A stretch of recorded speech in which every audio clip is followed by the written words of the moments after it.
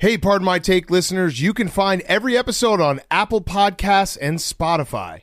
Prime members can listen ad-free on Amazon Music. On today's Pardon My Take, we've got Coach O back on the show. Great to catch up with him. Talk a little Bengals, talk a little NFL playoffs, where he might be headed next. Vacation O. We get into all of it. We're going to preview the NFL Divisional round, a great weekend of football ahead of us. And then we'll finish up, as always, on Friday with Fyre Fest of the Week. We are brought to you by our friends at Sport Clips, sportclips.com, or go download their app right now. You know what drives me crazy? Walking into a barbershop or hair cutter and guessing if there's a wait. Did you know at Sport Clips you can go to their website or app and claim your spot in line? Long wait, short wait, doesn't matter. You can see your spot on the list. That's the beauty of Sport Clips. They also know how to cut guys' hairs. Don't go somewhere else where they don't know how to cut a hair. Go to Sport Clips. They know how to cut your hair. And you can do whatever you want, and Sport Clips will send you a 15-minute text when it's time to arrive. Opt-in required message and data rates may apply, but it's beautiful. You don't have to wait in line. You get that text. You're ready to go. You sit down. You get the greatest haircut in the world. Sport Clips knows how to do it. You can download their app, or you can go to sportclips.com. Save yourself some time. Get an unbelievable haircut at Sport Clips. Do it today and tell them PMT sent you. Okay, let's go.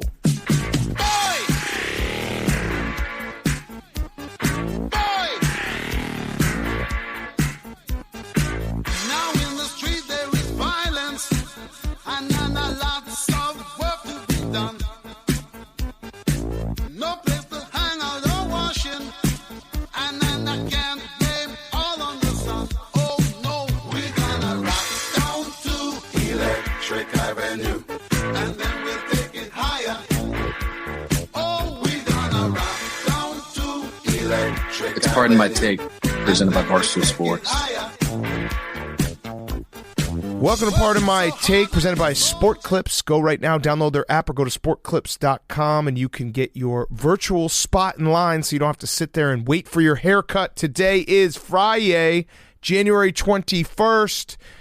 And boys, this divisional round, this weekend of football, this is the best weekend of football. We have 4 games ahead of us. All 4 games look like they could be incredible games.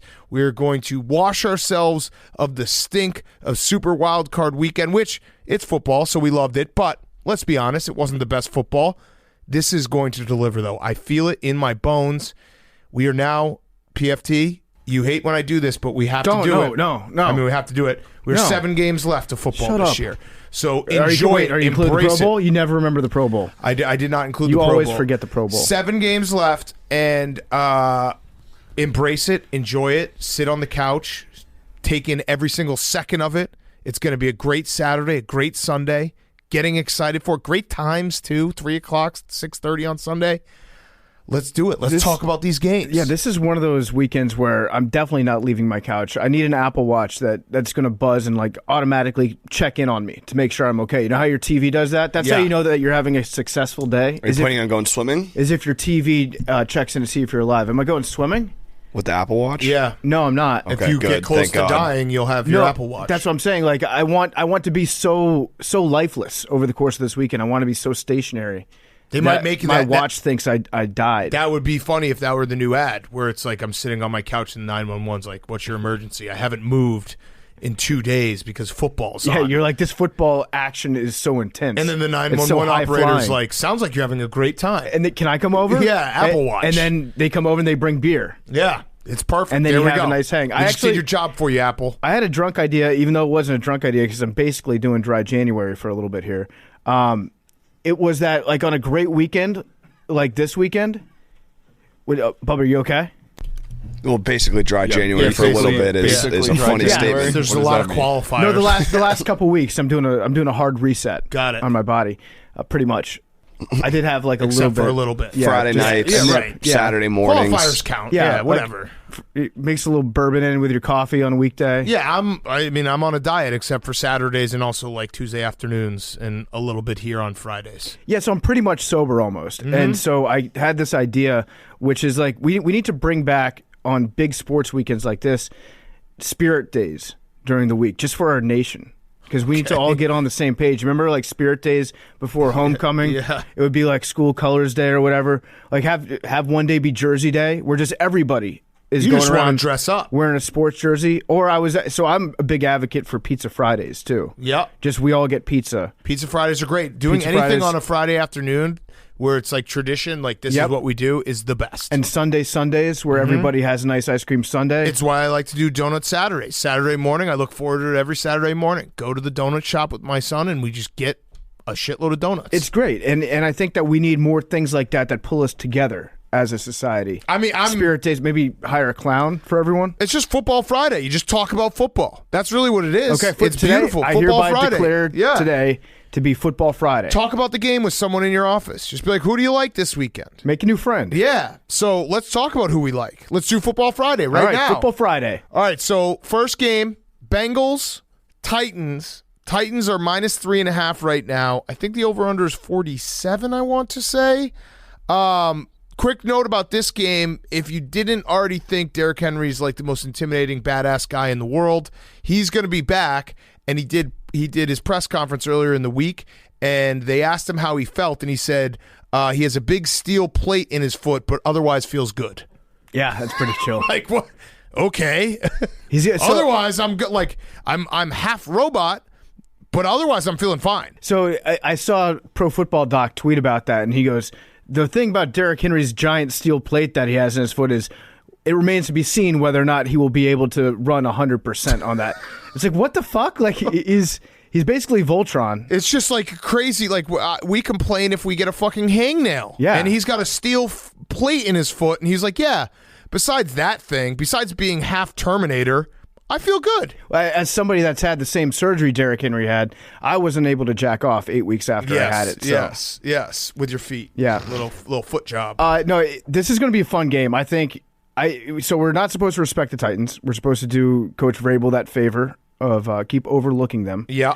But I actually don't think that I respect the Titans this weekend. I think it's coming natural to me. I think that this is Bengals are giving me somewhat Team of Destiny vibes right now. I'm fully respecting the Titans. I think the Titans are going to win this game.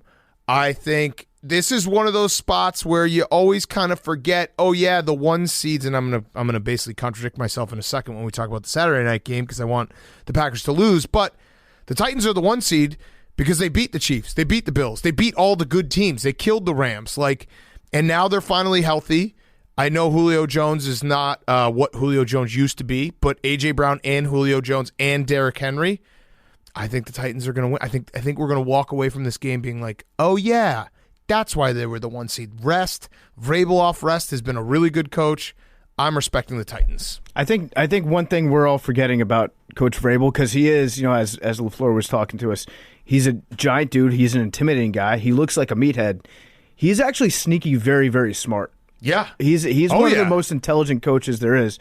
And just because he's got like a giant, dumb-looking face that looks like he's going to kick the shit out of you at any given time doesn't mean that he's not also incredibly intelligent. All you had to see was the showdown that he had with him and Bill Belichick, where they were both figuring out how to change time, how to alter the course of time. And Vrabel ended up beating Bill Belichick at his mind games. Yes. Like, he's a smart dude, so he's definitely he's going to have some shit up his sleeve this week. And I'm predicting, here's my prediction for this game. There's going to be a fat guy touchdown. Ooh. There's going to be a fat guy. That's it. Vrabel's got something planned. There are almost too many fat guy touchdowns. I also the Bengals are, I think, still banged. I know Trey Hendrickson cleared concussion protocol, but they lost a couple other linemen on the defensive side. I don't know. I think the Titans are going to be all up in Burrow's ass, and I love Joe Burrow. We'll talk to Coach O in a minute. We all love Joe Burrow. We're a Joe Burrow podcast. I think that Titans defense is getting slept on. I'm remembering the Titans. This is my weekend to remember the Titans. Hank, you like the Bengals? I do like the Bengals. This is I love both. I love Vrabel. I love Joe. I kind of agree with PFT, though. Bengals do have a little bit of Team of Destiny vibes. That definitely could be just because we saw them play last week. We didn't see the Titans play. Yep. I'm fully acknowledging that, but also money line.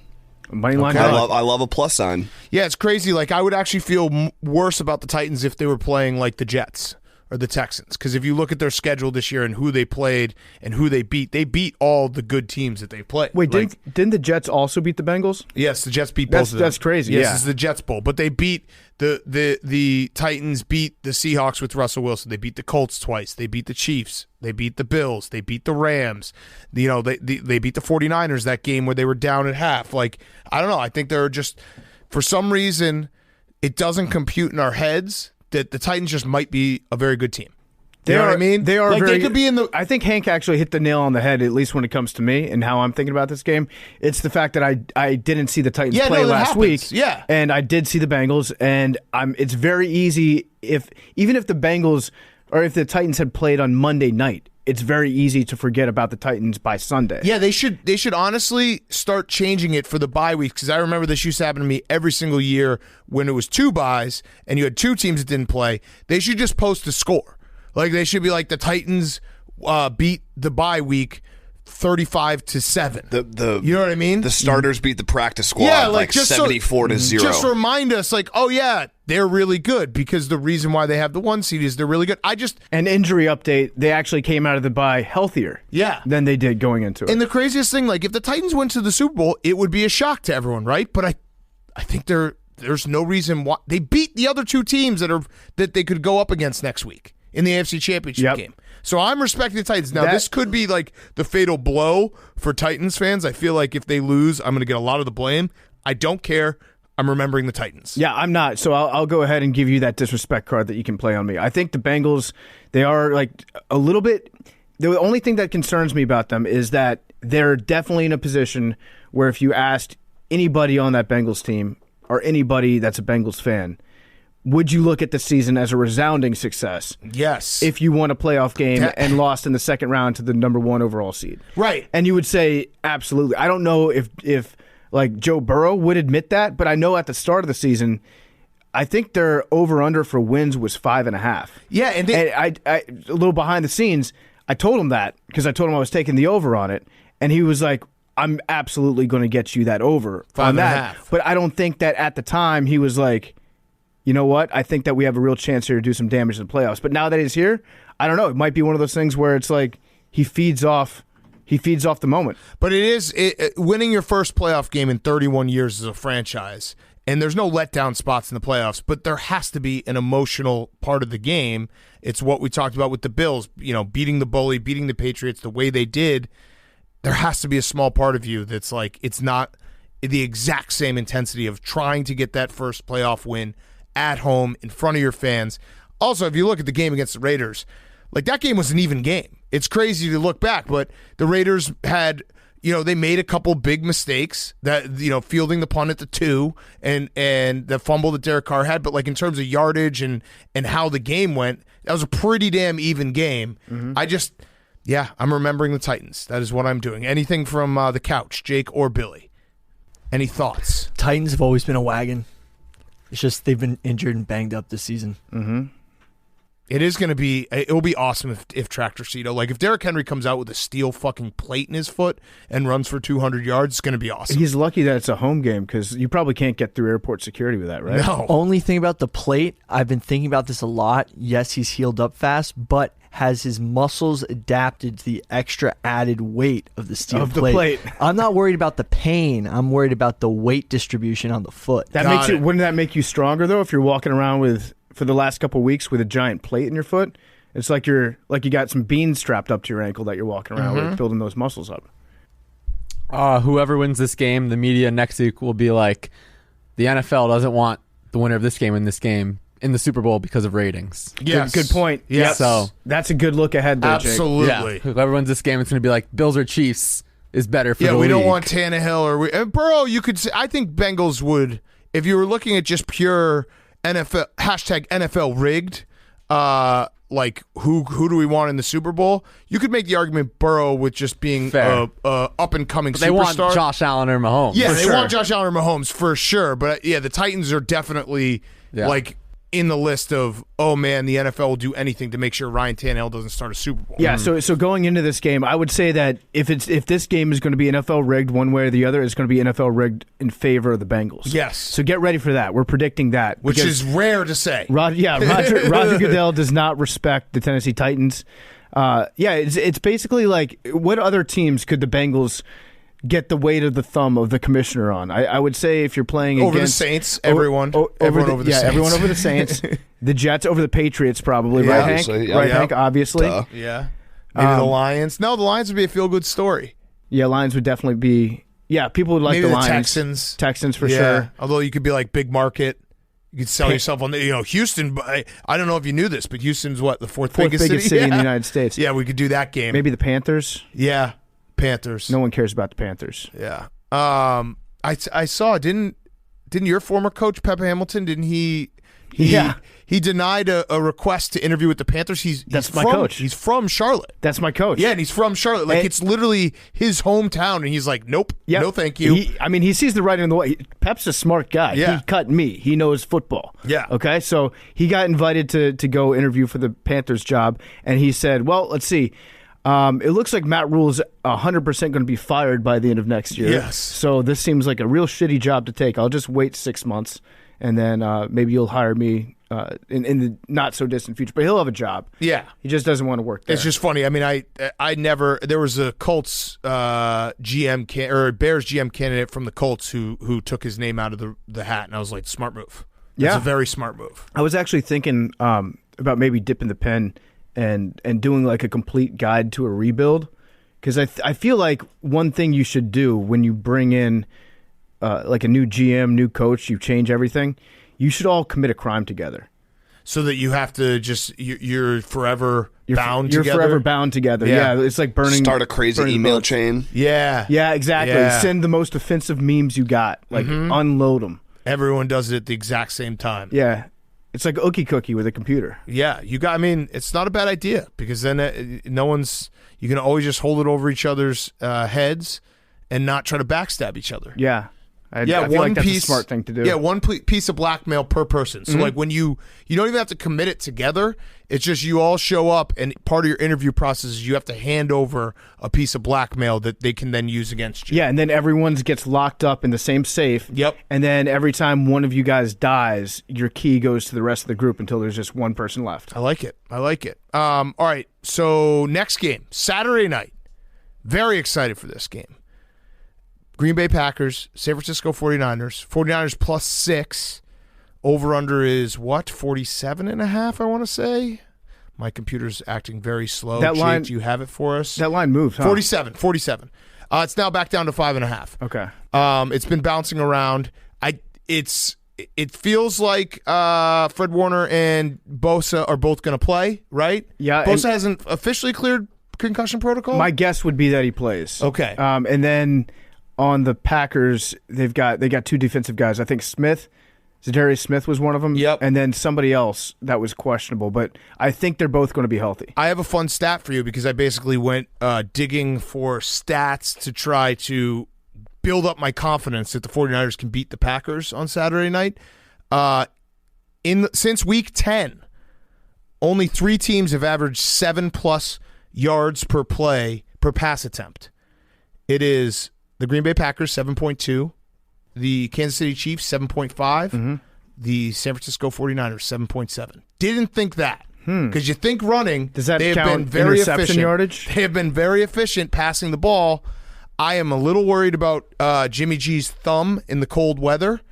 But so again, I'm all these things I'm saying are very biased, because I've just tried to spin myself into a point where I'm like, yes, the 49ers are going to win this game. Week 3 when they played, remember, Deebo Samuel wasn't fully featured in the offense like he has been, and it was Trey Sermon, not Elijah Mitchell. Trey Sermon, not as good of a running back as Elijah Mitchell, and that game came down to the wire. That was Aaron Rodgers drove them for a field goal to win the game late when they were down 28-27.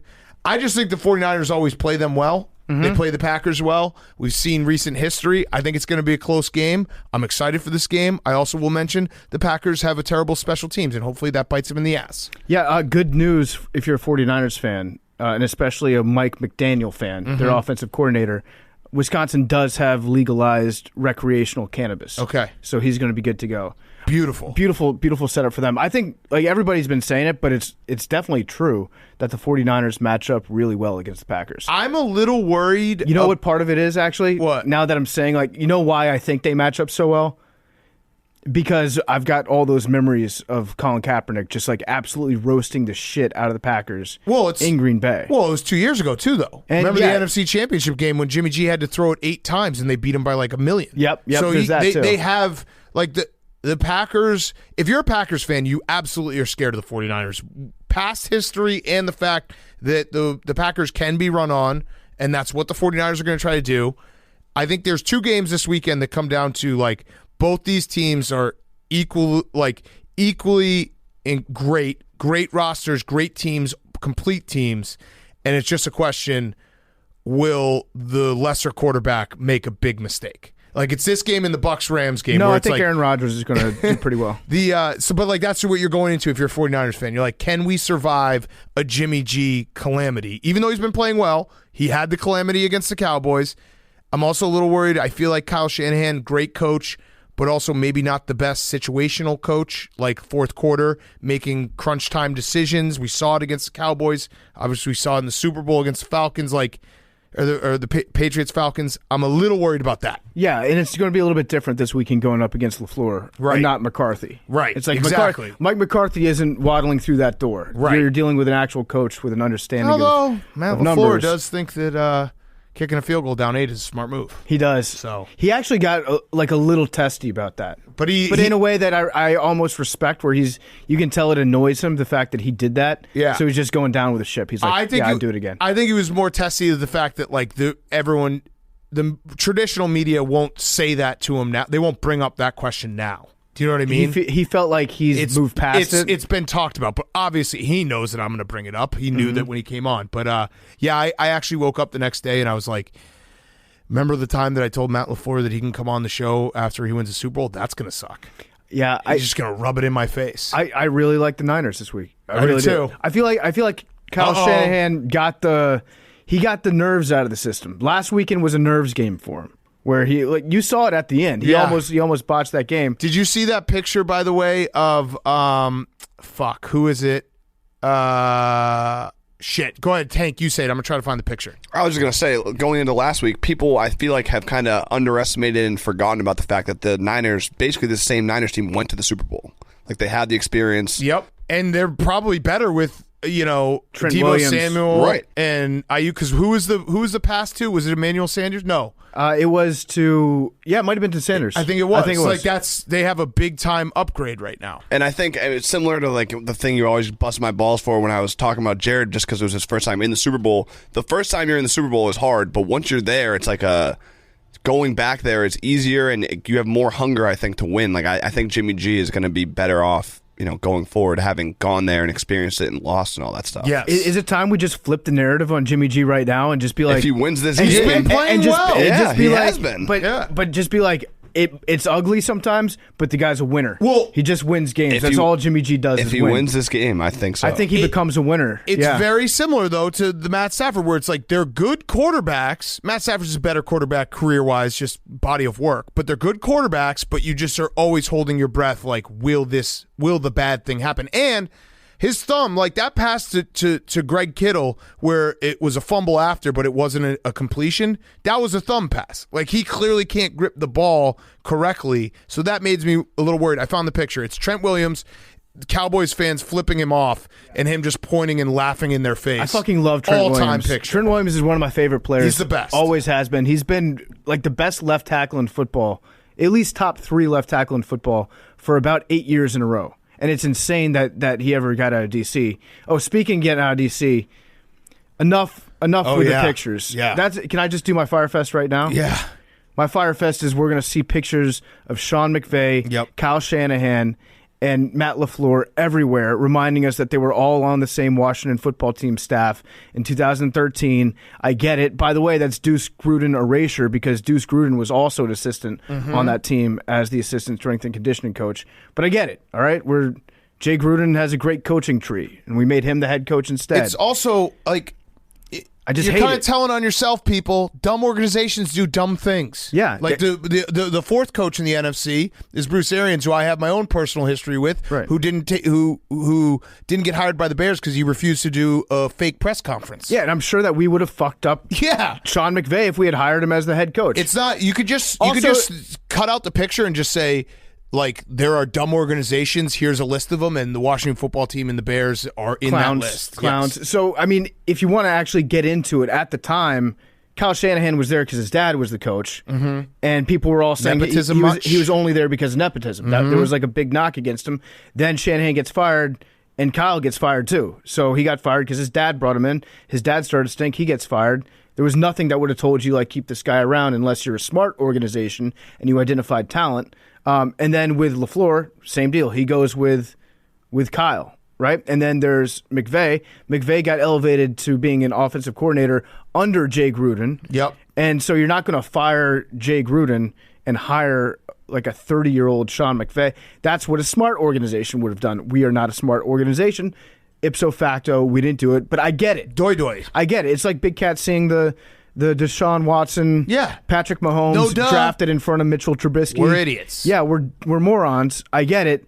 But now they're just using our moronity as content, and it's everywhere, and it's very annoying to me on a personal level. Mitchell's like the hottest name in the market, by the way. Who is the coach of the 49ers that everyone's talking about, PFT? I saw you talking about him yesterday. Mike McDaniel. What's his story? Why is he Wait, were you here when we talked about him? I don't think Hank was here. No. He might have been. Yeah, so he's the offensive coordinator.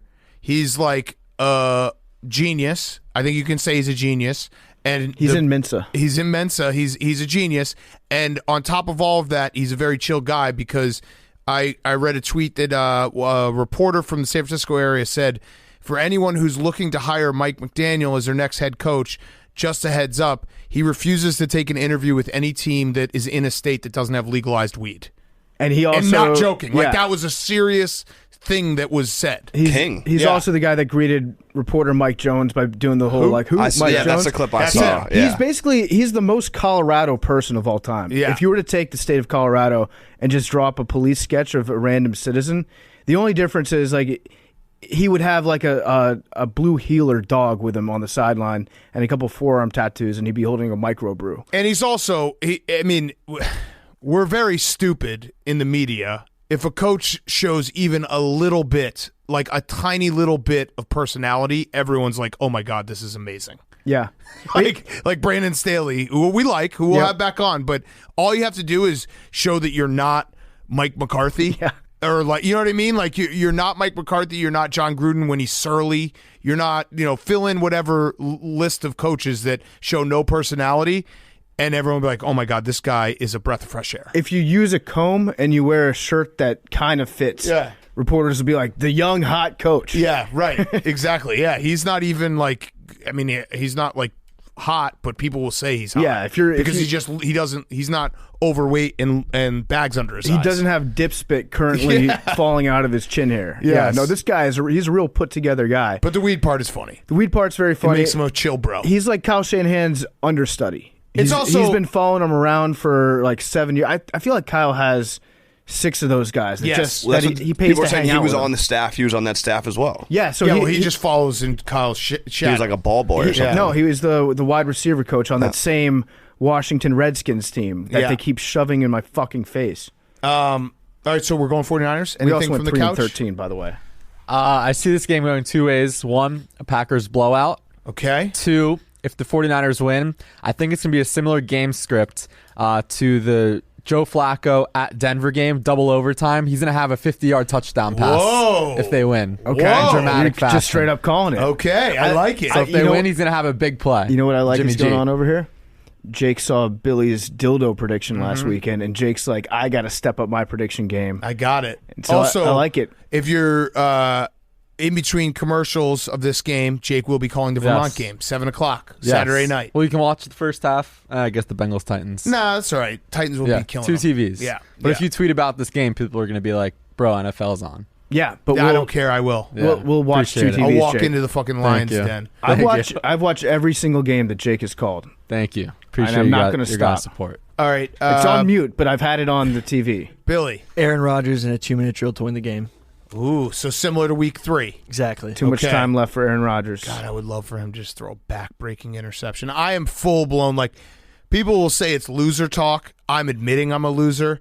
But, like, the Packers not winning the Super Bowl is the most important part of my football season now that, like, you know, the Bears season has been over for months. That might be loser talk, but I embrace it. Like, whenever I go full Duke hater mode and they're like, you think about Duke all the time, like, yeah. I don't care. Rent free. I like to do that. That's part of sports. It's not just rooting for your team. It's rooting against your enemies. Rooting for terrible things to happen to your enemies. So I am full blown rooting for terrible things to happen to the Pack. I think the Niners win. I think they win outright. God, I hope so. Same. God, I hope really so. bad. We're on the Niners. Really bad. I don't know. If we want to go with my computer model, I have the Niners winning this game about 35% of the time, but covering the spread 85% of the time. I looked at the deep numbers. I don't see a way they don't cover.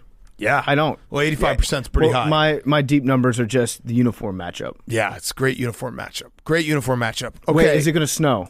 I believe it's going to be too cold for snow. Oh, is that a thing? Yeah. Oh yeah. Too cold for snow. Yeah, when it gets really, really cold. Is that like too drunk to fuck? There's like, yeah, I'm pretty sure it gets too cold to snow. I just see cloudy, high of 21. I don't know if that's true. So it's not too cold to snow. Could change. But there is too cold to snow. change. I don't know if that's true. Can it be too cold to snow? No. I'm pretty sure it can. No, No, I mean cannot there's be snow too in cold it. to There's no snow. moisture in the air. It's water. Clouds have water in them, and then they fall, and when it's cold, it turns into snow. There are still certain conditions that can generate snowfall at extremely low temperatures. But it's very rare. It's rare to snow. Too cold for predictable snow. Is what I meant to say. Can it be too cold to snow? The answer, no. It cannot be too cold to snow. I thought Big Cat was doing a bit with the too cold to snow thing. No, but it's definitely when it gets really, really cold, it's most likely not going to snow. Too dry to Is snow? snow real? Yeah. Too dry to Most likely snow. not going to snow. That's what I meant to say. Most likely not going to snow. But the reason I asked was because I feel like it's counterintuitive with the Packers, with these Packers. Aaron Rodgers doesn't play abnormally well in the freezing cold. So what is it, 21? Not like Brett Favre. That's not that 21. cold. That's not that cold.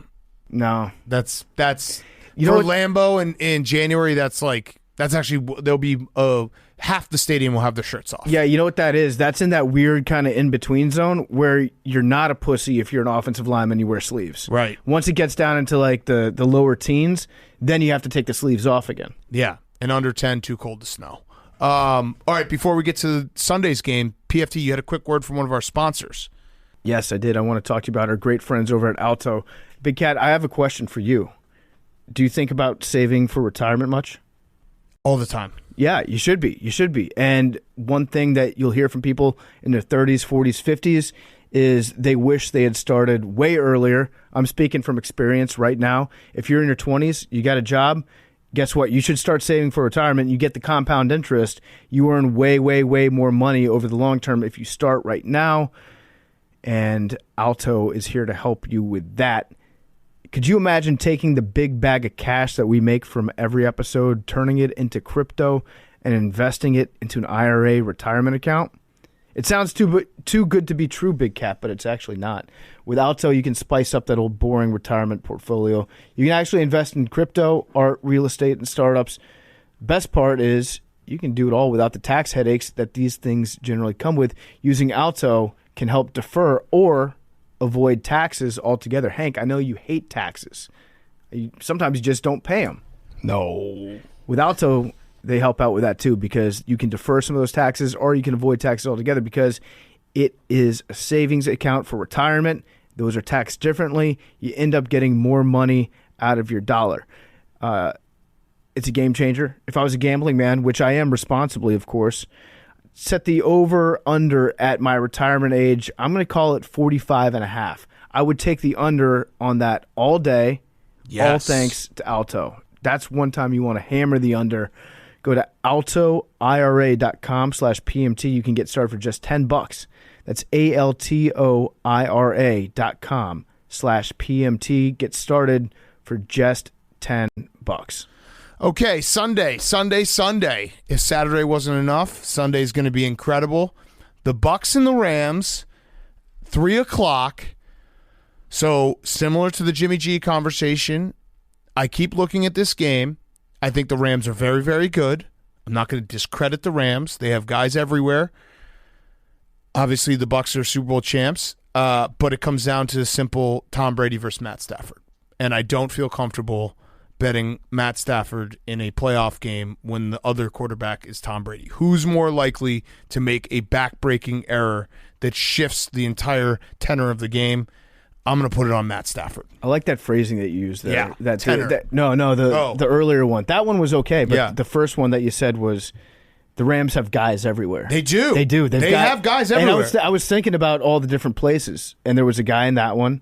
There's a guy in the defensive line. There's a guy in the secondary. Wide receivers, there's backfield. There's a guy in the backfield. Everywhere. You know where there's not a guy?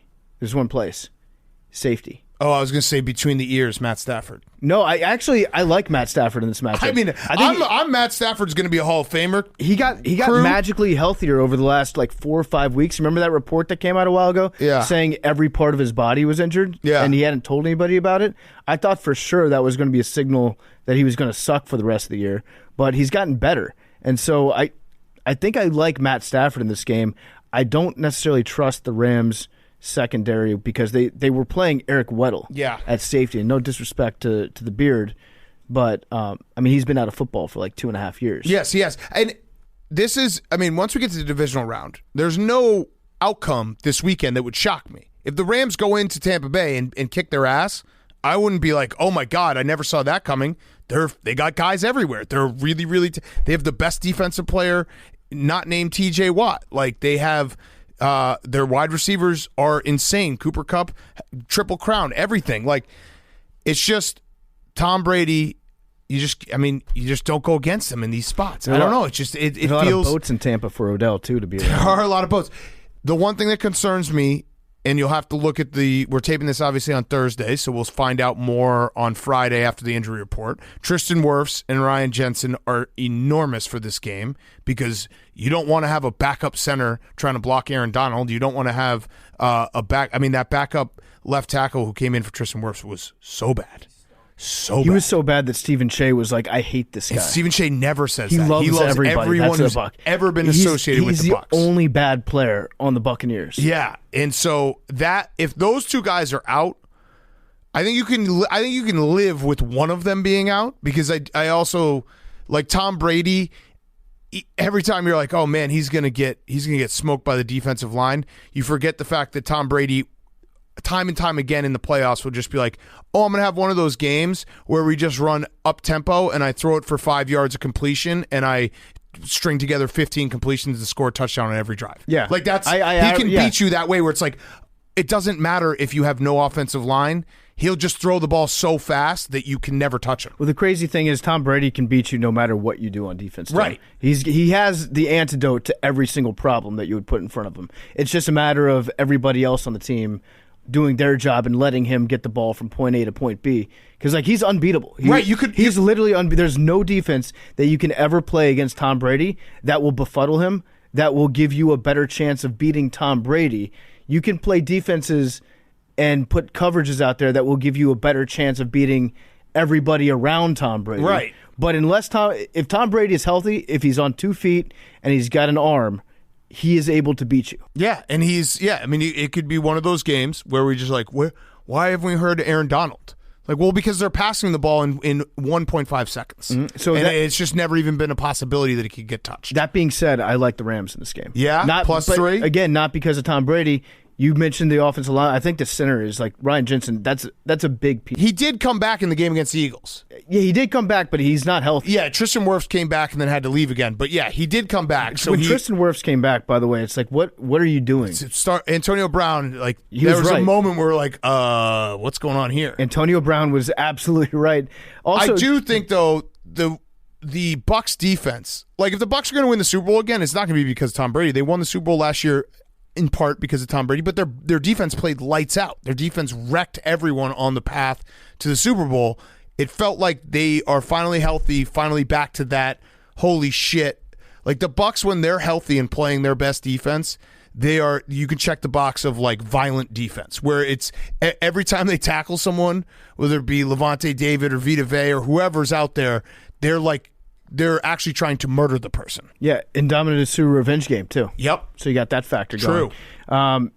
And also the Bucks running game was really good last year in the playoffs. Playoff Lenny might be back. Playoff Lenny might be back. Might be back. Who do they got? They got playoff Le'Veon? No, dude, our guy. Keshawn Vaughn. Oh yeah, playoff Keshawn. Fuck that guy.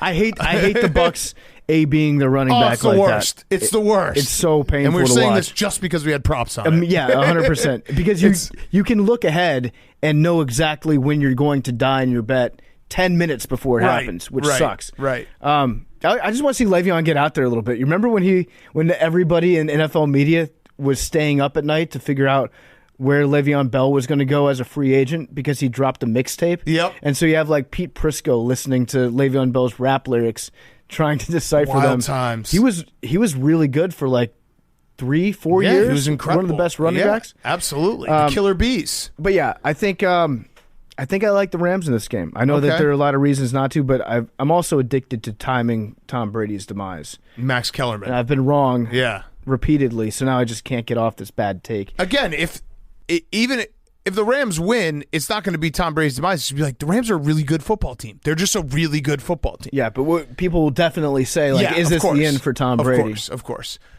Hank.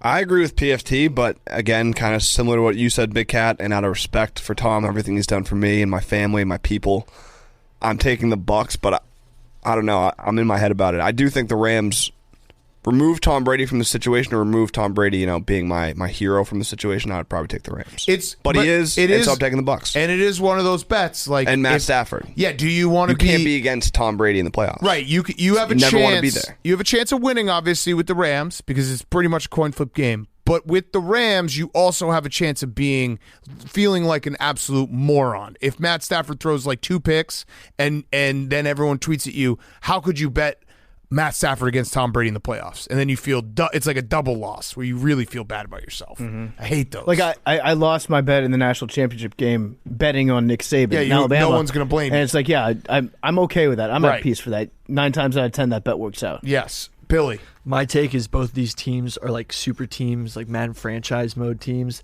and the Buccaneers are the OG super team. And the Rams, Odell, I think, was a flash in the pan last week because no one was really game planning for him because they thought he was a bust. Well, hasn't he had like 4 games in a row that are awesome? No one was game planning for him last week? Well, no, because that's why he had a big game. Because everyone was like, okay, they weren't taking him seriously. He's had like 7 touchdowns in his last 5 games. He has been good.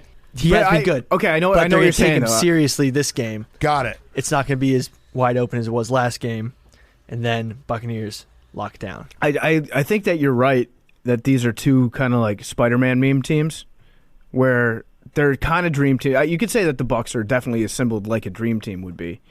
The Rams are assembled like a basketball team, and which is an issue, especially when it comes to like I feel like their offensive line isn't as physical as the Bucs offensive line is when it's healthy.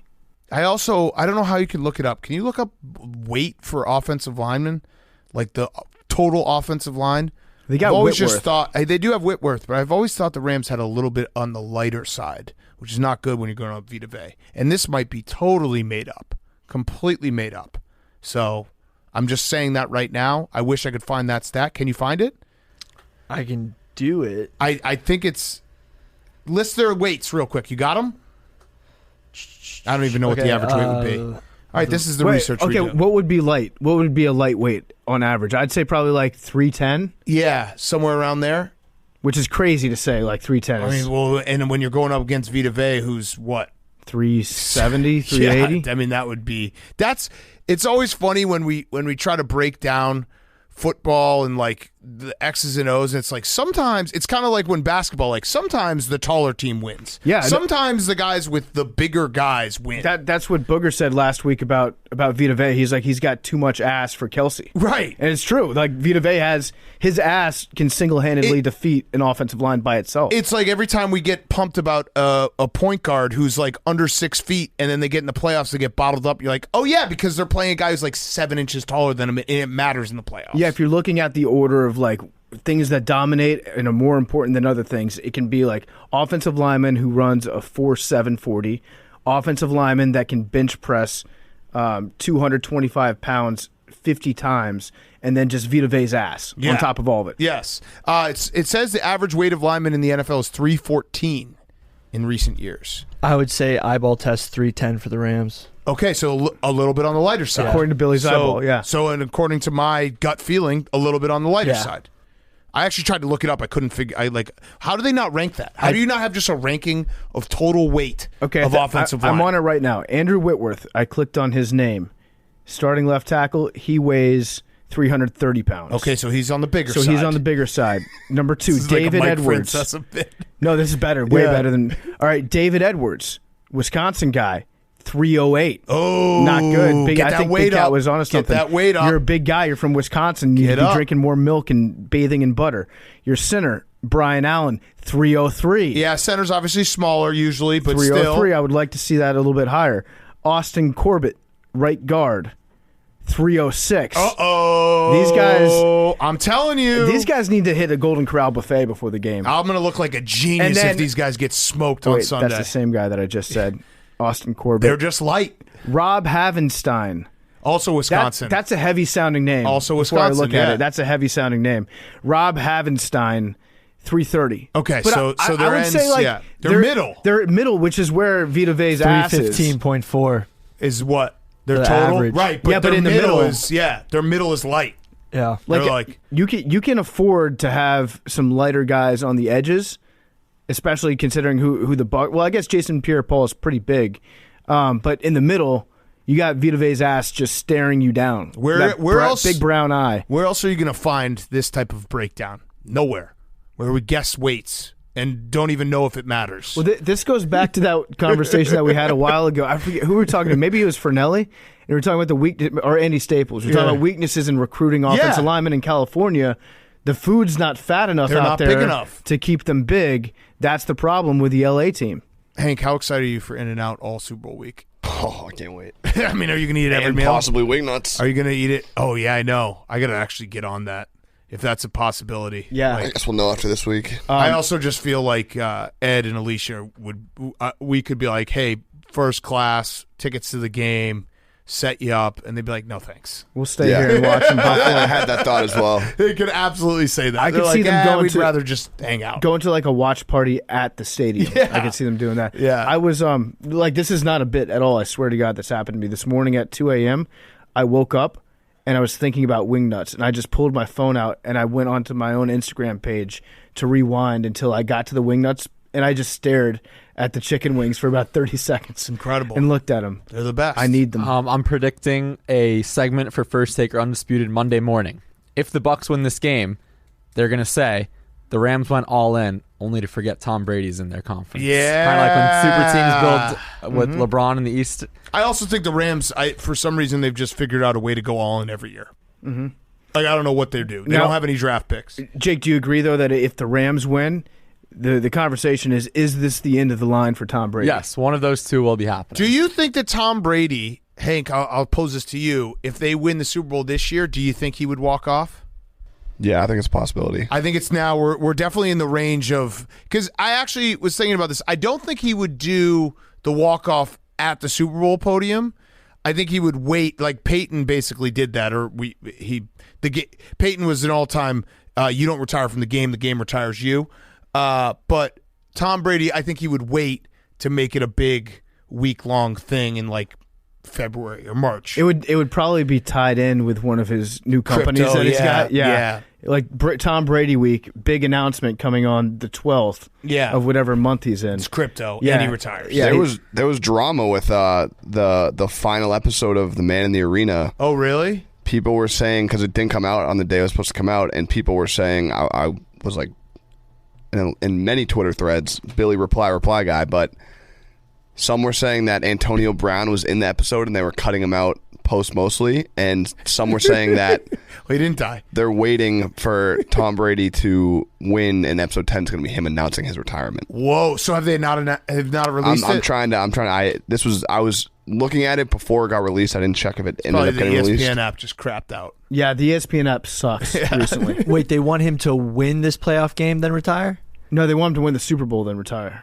Hank, are you saying that they're going to hang on to this episode until after the Super Bowl? I'm not saying this is what the people on Twitter replied, because people would be like, where the fuck is this episode? And then people in the replies were like, they're waiting for him to win the Super Bowl and retire. Well, if that's the case, then we live in a simulation. Because that just means, like, if he's like, we're going to wait because I know I'm going to win the Super Bowl. I'll keep going. We'll see if or if it's they out lose, then he announces retirement. I don't know. Now, if he loses before the Super Bowl, he's coming back next year. Yes, I'd agree with that. But fuck the ESPN app. All right. Except ESPN3 is great on Saturday night where you can watch Vermont. Hell yes. What are you listening to, Jake? He's got something. He's crunching Matt something. LaFleur, in his press conference today, mentioned the podcast. What did he say? I can play it. Give from it the to start. us. Yep. All right. This is off the cuff. All right, forecast for Saturday, I see a high of 19, a low of 7. I'm Is there wondering a if that neighbor reaches for the snow? threshold for your wetsuit, if that will be utilized on Saturday. I don't know. We'll just have to see how I'm feeling game time, but I definitely will have some layers on.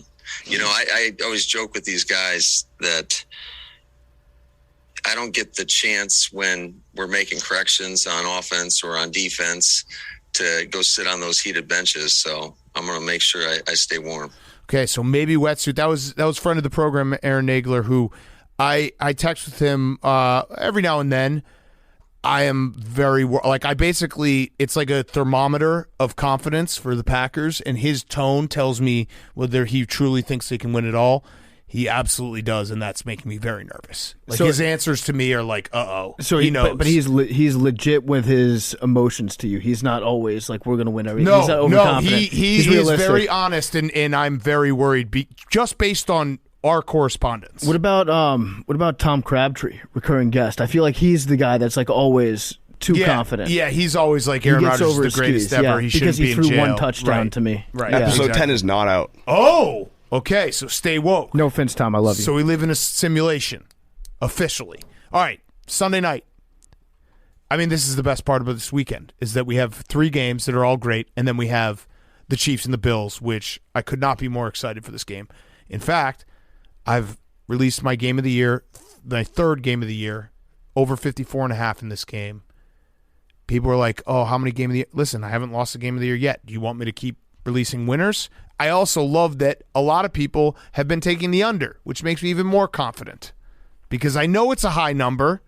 I know it's crazy. Why would you take the under in this game? It's you fun. torture. Yeah, torture yourself. This is a fun game. This is a game where, like, any given quarter, either one of these two teams could put up 24 points. Right. So my rationale behind it, in terms of the actual game, which we could talk about, like who we actually think is going to win, but the rationale behind the over game of the year is the last 2 times these guys have played, it's been fireworks, including the AFC Championship game. So you can't be like, oh, they play tighter in the playoffs. I think both teams are going to get at least 1, maybe 2 big-time touchdowns. You know what I mean? Like big-time plays. I like that. A big-time touchdown. Big-time touchdowns. Not 10 play drives. I'm talking 3 play drives. That's one where you say to the house. Yeah, right. When you're You're watching like, it. that's good House for the call. over. I'm also, so for the Chiefs, we'll have to look at the practice reports, but Rashad Fenton, their best cornerback, didn't play against the Steelers, back injury, hasn't practiced this week. He would be very crucial for the Chiefs defense on a team that wants to pass the ball over you. And for the Bills, I think this is where you really get hurt by Tre'Davious White. Like when you look at who the Bills played, he got hurt in that, was it Thanksgiving night? Did they play Thanksgiving night? Yeah, the Saints. The Saints and Bills. They then played a bunch of teams that really couldn't kill them with the pass, and also the Bucs, who did kill him with the pass. Remember that game that went to overtime that the Bucs kind of took their foot off the gas? Refs fucked him. I think this is the game where you're like, damn, really wish we could have Tre'Davious White out here against a Chiefs offense that can do it on anyone. I think that the Bills are one of the only teams in the NFL that can control the clock against the Chiefs enough to keep Patrick Mahomes off the field. Hey, Big Cat, Chiefs can't score when Mahomes doesn't have the ball. True. That's just a fact. A lot of teams say that. Well, they can technically, yes, I know. But yeah, they probably won't be scoring if Mahomes doesn't have the ball. The Bills can do it though. They have the offense necessary that can keep their team on the field for a longer period of time, keep their defense rested, and then just hope that you get a couple stops here and there against Mahomes, and then you try to grind it out a little bit. And I'll be the first to admit I kind of fell for the Chiefs defense has completely like fixed itself, and then you look back through it and you're like, okay, who did they play? And I mean, they didn't fix themselves against Justin Herbert, who's a very good quarterback. They didn't fix themselves against Joe Burrow, who's a very good quarterback. They fixed themselves. I mean, even the Broncos went up and down on them with Drew Lock. They fixed themselves against Big Ben. What does that mean? Drew Lock? I mean, you had to it's a side swipe. It's a side swipe. They fixed themselves against Big Ben, who some of the numbers after the season. Like, did you see the chart, the pass chart he had? Yeah. He wasn't playing football by the end. It really wasn't. They played the Packers, but it was Jordan Love, and they beat up on the Raiders twice. So I think the Chiefs' defense is not historically bad like it was. It's definitely a lot better. It's somewhere in the middle, yeah. But it does feel like when they play really good teams, you see like, oh yeah, this isn't the strength of their team. But even if they're playing badly, they're still opportunistic enough where they can make you pay if you make a mistake. They'll like turn the ball over. Tyrann Mathieu got his hand on a ball that he has no business intercepting or picking up a fumble that he shouldn't even be there for. Yes. And he'll get it. And that's just what, like, the Chiefs defense, I find that happens a lot with teams that are really good offensively, is the defense just shuts everything else off in their brains except for turnovers. Right. It's like, we'll go out here and you can complete whatever you want on us. We'll give up a shitload of yards, but we're exclusively playing to try to get the ball out of your hands. Yeah, that's our contribution. Yeah. Exactly, yeah. So I feel like the Chiefs defense is good enough to keep them honest, but I still think that this is Josh Allen's time. I think we're going to see Josh fucking Allen this weekend. I want it to happen so bad. I'm going to focus mostly. I'm going to focus on the over because it's my game of the year. I don't think I'm going to bet either side. I would bet the Bills, but there's just a nagging thing in the back of my brain that, like, it's similar to the Tom Brady, where every time you think that Patrick Mahomes, like last year in the AFC Championship game, then what happened? It's just like the Chiefs are one of those teams that can embarrass you. Yeah, they can embarrass you when you gamble against them. But the Bills can too. That's the thing. I know. The Bills and I just want did them to last win. weekend. I want them to win, but you has a rookie quarterback. You can easily. Is it time to move on from Mac Jones? He's a rookie. No. Are you sure? Yes. I mean, he looked pretty bad down the stretch there, Hank. I mean, he's a rookie quarterback that took his team to the playoffs. We're not talking about that. Okay. You can be embarrassed by Patrick Mahomes. You can go into a game thinking that you're going to beat Patrick Mahomes and then have like like happened on Sunday night. Obviously, the Steelers they're barely a playoff team. They were a playoff team, but that snowballed on them so fucking fast and so holy shit. This is what they do. They ran out of fireworks. Yeah. I've got one quote from the Bills left tackle, Deion Dawkins, that might sway you to betting on the Bills. Oh, I would bet on the Bills if I were. I'm focusing all my energy on the over. Deion Dawkins, he says, this actually might be a new segment for us. No disrespect, but F everybody. Love it. He even said F. He didn't say fuck. But he implied no disrespect, but F everybody. I like it. I like the entire Bills mindset right now because they still feed off all the disrespect that they got after that Week 13 game. It was recent enough where, like, the Titans lose to the Jets earlier in the season. People clown them for a week and kind of forget about it, move on.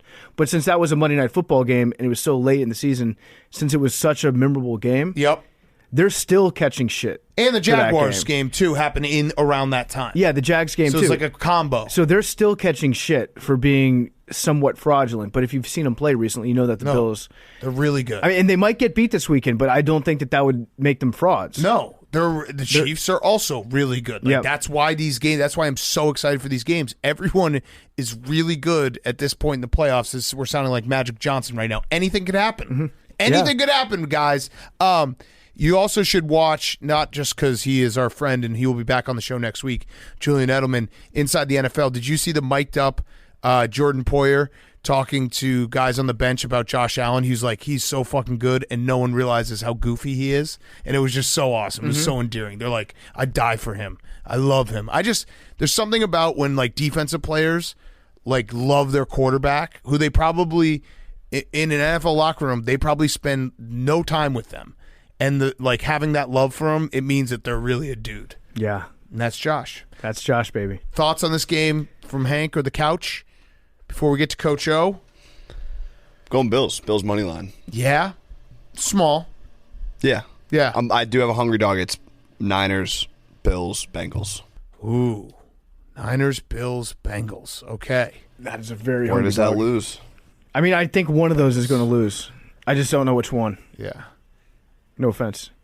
I like the Bills. You picked the Niners and the Bills, so the Chiefs. And the Bengals. So I agree with you. Okay. But I don't think all three. I'm not delusional enough to think that all three of my bets are going to win. I am. All right. You got to have that confidence. Yeah, I love it.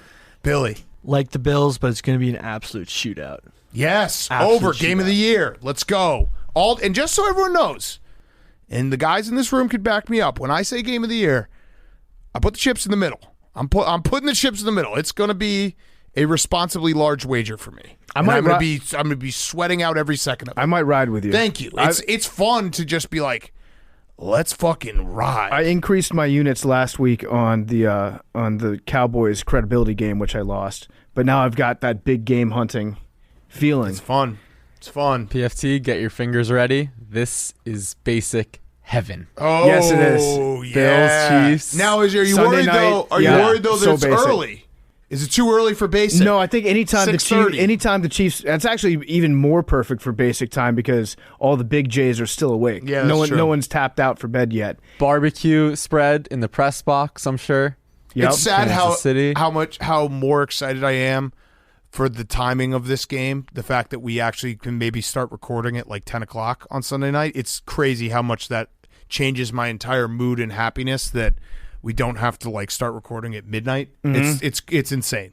It probably says a lot about like football season has taken its toll. Yeah. On our lives. It's a really nice change of pace. Though. Yes. Okay. Before we get to Coach O, quick word. So we started the Coach O interview. His audio wasn't great. We stopped at about 2 minutes in. We got it fixed. He got in the AirPods. Sounded great afterwards. He also gave us at the end of the interview one of the greatest compliments we've ever gotten on this show. I'm still buzzing from it. Yeah, Well, it was. You remember put on our tombstones. Maybe one of the last times we had him on, he just out of nowhere he goes, "Thank you all for your friendship." Yeah, and that made me feel high for warm, 2 weeks. Yeah. I'm still buzzing from what he told us at the end earlier because nobody's ever said that to us before. Yes. So, all right, Coach O is brought to you by our friends at Chevy. You know we're Chevy Truck guys. 2021 was a big year for Chevy Truck. Silverado really made some news, and we're not just talking about Silverado and the Low Man Award or Coach Prime and all the goodness Dion's bringing. We're talking product news. The Silverado ZR2, Chevy's new flagship off-road truck, was introduced in September, and in the spring you'll be able to see it at your Chevy dealer. And what's next for 2022? Well, just a couple of days ago, Chevy revealed the first ever all-electric Silverado built from the ground up on the Ultium battery platform that brings with it new power, new flexibility, and of course, a new range of what's possible in a truck. We've seen the Silverado EV, and it's really cool on the outside and on the inside. It's got all kinds of new features. Just a lot of firsts on an EV truck. Head over to Chevy.com, learn more, and reserve your Silverado EV today. Chevy Silverado. We love Chevy. We love Chevy Silverado. Chevy.com. Go check it out right now. Silverado EV today. Okay, here he is, our very good friend, Coach O. Okay, we now welcome on one of our very special guests, one of our good friends. It is Coach O. He is live from Miami Beach. You look fantastic. You look like you're happy. Sun, everything. We're going to talk about Joe Burrow, the Bengals, big playoff game, but let's first do this. Like, what is, unemployed Coach O look like? It looks like a pretty good life right now. You're doing well. I've been enjoying myself, man. I've been enjoying my family. I've been enjoying my time off, working out, doing a lot of things that I haven't got a chance to do. Very appreciative of my time at LSU. Feeling great. Yeah, you look like you've been spending some time with Ray Baker down there. You still friends with him? Yeah, I just went run with it, man. He kicked my butt again. He got me. I love it. Yeah. Are you lifting right now? Or are you benching? Or what are you doing? Yeah, I'm lifting and running every day, man. Every day I can, and boxing at night. Oh, okay. All right. So what are you benching right now? I think you're the one who told us that you have to be able to bench a certain weight to get respect in the locker room. Yeah, and my goal was I have to wake up every day and bench 315. Now I got to tell you, I'm not there yet. I got to get back at it. I got a little work to do. Okay, that's a good fine. goal. That's Yeah. a good goal. You'll get there for sure. So, is there a part of you that has started to miss football, or are you just like, you know what? I'm going to enjoy my time off. I'm going to take some time for O. Yeah, I'm taking some time off, watching a lot of football. All three of my sons want to get into coaching. And so, we on the phone, we networking. It's like I'm young again, trying to get jobs. We all trying to get jobs, get plays, get competitive. So I spend a lot of time doing that with my boys. Yeah, I was actually going to ask you about your son. Is he still talking to you after you sacked him 8 times? That's messed up. I was looking at the stats from that game. He had negative 60 yards rushing. That's mean. That was a mean thing you did to him. You know what he says? He said he loved the game. He said, Daddy, I scored in Tiger Stadium, man. He said, I'll never forget it. He thinks about it, but you know what? He's tough. He knew it was going to happen, and I was just happy when that game was over. I got to tell you the truth. Yeah, I love it. Okay, Coach O's back. We had to do a little technical thing here to get a little bit better audio. This is life at the beach, right? Like this is, right. It's not like you're in a conference room set up to do a bunch of meetings. I love it. This is perfect setup. So, we were talking about missing football. How is it watching the games? Like, being in football for as long as you have been in football, can you watch the games and enjoy them, or do you watch the games and you're like, oh, they got to do this different, or I wish I could see the all-22. I wish I could see something differently. Yeah, I enjoy watching the game. I sit down. We get a lot of food with my kids. We're on the sofa. I didn't get a chance to do that for 42 years. On Sundays we work, on Saturdays we work, and so I enjoy watching the football games. I enjoy sitting there. So actually, I really enjoyed being with my time off. And I know there's a lot of good football being played right now. I'm excited about the playoffs. There's a lot of great teams. For sure. Yeah, the Bengals are looking really, really good. And I know that you're keeping up with them because obviously they got Joe and Jamar on the team. And the last time we saw those guys playing together and saw you was it was down in New Orleans when you guys were winning a national championship. That was a pretty fun night. Have you do you stay in touch with Joe? Do you talk to him on a regular basis? Yeah, I text every once in a while, and he always texts me back. My son was going through a tough time, threw a couple of picks. He gave him a call. He's always there for him. I talked to his dad. Very supportive. Very proud of what he's doing. So the Joe Burrow path is incredible to me because, obviously he goes to Ohio State, then transfers to you guys at LSU, and we were reminiscing on Monday. We were at that game his first year at LSU when he played Alabama. You guys, I think, got blanked. And we watched the game. I remember coming away from that game being like, 1, Joe Burrow's tough as hell because he got beat up. Yeah. But 2, I didn't walk away being like, that guy's the first pick in the draft and he's going to be a future franchise quarterback. And then from that point on, it's like the explosion of his talent, everything. Did you see that? Did you in your wildest dreams be like, this guy is going to be a bona fide superstar in the NFL? We didn't see it when he first came, to be honest with you. I saw his leadership. I saw his guts and his character.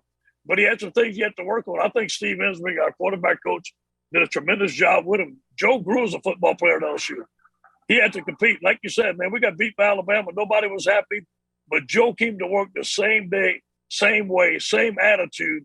And I think when he really exploded was that summer that he had to get 10,000 balls with each receiver.